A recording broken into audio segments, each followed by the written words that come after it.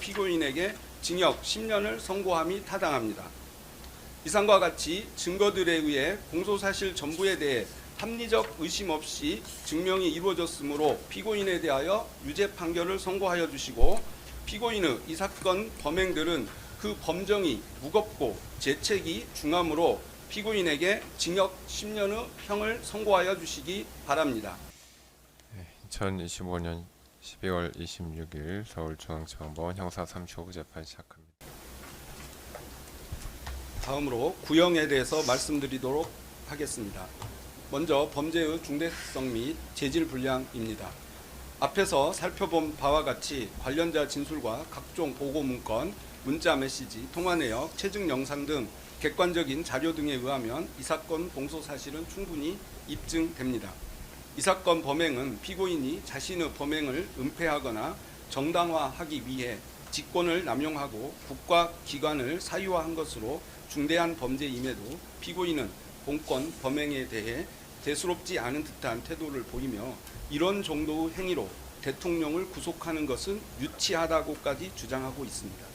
그러나 대한민국의 대통령으로서 헌법과 법질서 수호의 정점에 있어야 할 피고인이 국민의 신임을 저버린 본인의 범행에 대해 부끄러워하고 반성하기는커녕 그 불법성을 애써 감추기에 급급한 모습만을 보이고 있습니다. 오히려 피고인은 수사기관의 수사권이나 법원의 재판 관할, 입법 수집 증거 등과 관련된 주장을 하며 교묘한 법기술을 내세워 사건의 본질을 흐리고 형사처벌을 면해보려는 시도만 하고 있습니다. 대한민국은 민주공화국이고 모든 권력은 국민으로부터 나오며 대통령의 권한 역시 국민으로부터 부여받은 것으로 권력 분립의 원칙에 따라 입법부, 사법부의 견제와 통제를 받고 행정부 내에서도 각종 절차와 기능에 따라 견제와 통제를 받는 것이 마땅합니다. 우리 헌법은 행정부 내에서의 대통령 권한 행사 통제 장치로 국민의 기본권에 중대한 영향을 미치는 사항에 대한 국무회의 심의 제도와 대통령의 국법상 행위에 대한 문서주의 및 부서주의를 규정하고 있습니다. 제왕적 대통령제를 바꾼다는 명목으로 막대한 예산을 들여 대통령실을 청와대에서 용산으로 옮긴 피고인이 오히려 제왕적 대통령제를 견제하기 위해 우리 헌법이 마련한 통제 장치를 전혀 따르지 않은 것입니다.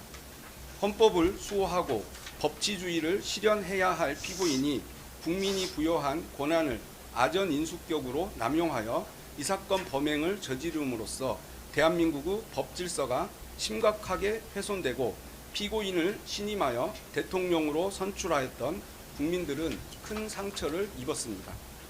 그럼에도 피고인은 수사 및 재판 과정에서 국민들에게 반성과 사죄의 마음을 전하기보다는 비상계엄 선포의 정당성, 수사 절차의 이법성만을 반복 주장하며 범행을 전면 부인하고 있고 자신의 명령을 따른 하급자들에게 책임을 전가하는 모습도 보이는 등 개전의 정이 전혀 보이지 않습니다.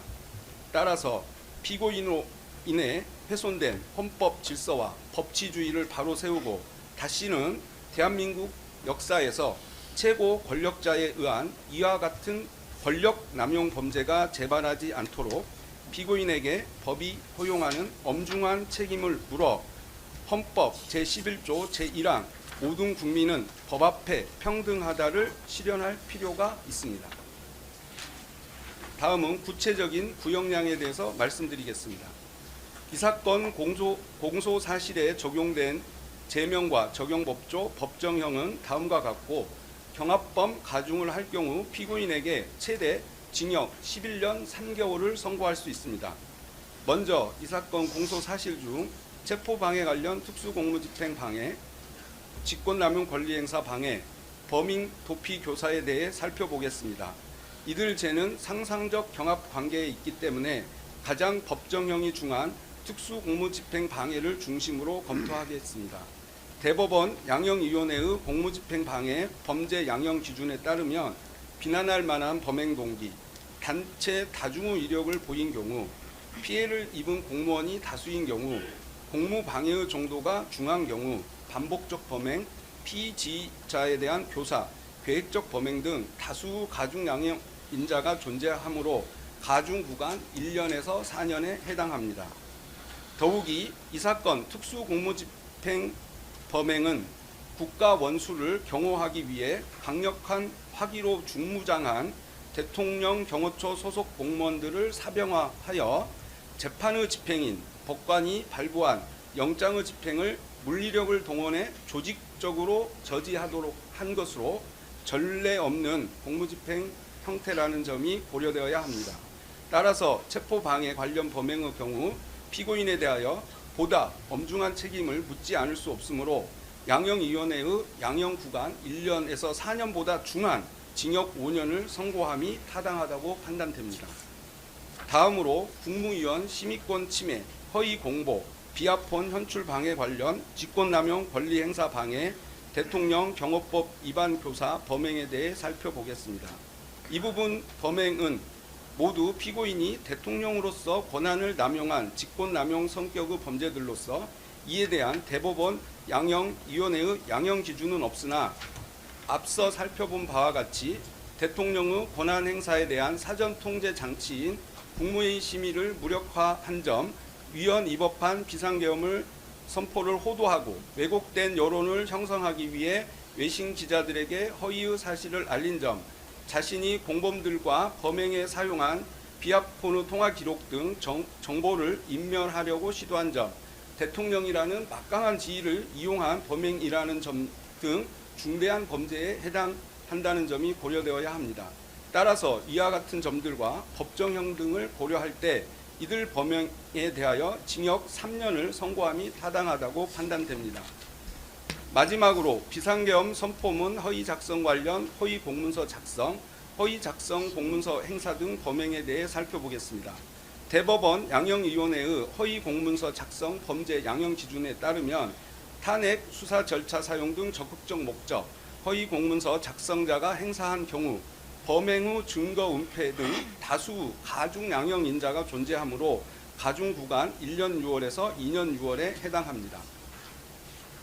특히 이 부분 범행은 피고인이 대통령의 국법상 행위에 대한 헌법상 통제 장치인 문서주의, 부서주의를 전혀 준수하지 않았음에도 이를 사후에 은폐하기 위해 허위의 공문서를 작성하여 탄핵 심판 또는 수사 절차에 사용하려고 하였고 이후 문제가 될 것을 우려하여 이를 무단으로 폐기까지 한 것으로 재질이 매우 불량합니다.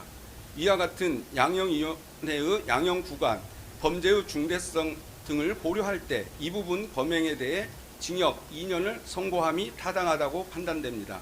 이상의 선고형을 종합하면 이 사건 공소사실 전체에 대하여 피고인에게 징역 10년을 선고함이 타당합니다.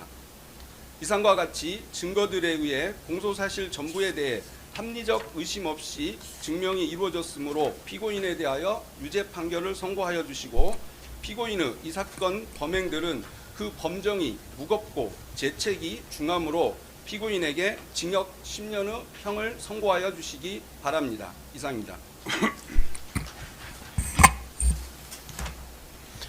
예, 변호인 변론하십시오. 재판장님, 변론에 앞서 두 가지 정도 말씀 좀 드리겠습니다. 저희가 증거를 180개 정도를 제출했는데 거기에 대해서 검찰 측의 의견, 그다음에 동의한 증거에 대해서는 증거 조사를 저희가 좀 준비를 했는데 오늘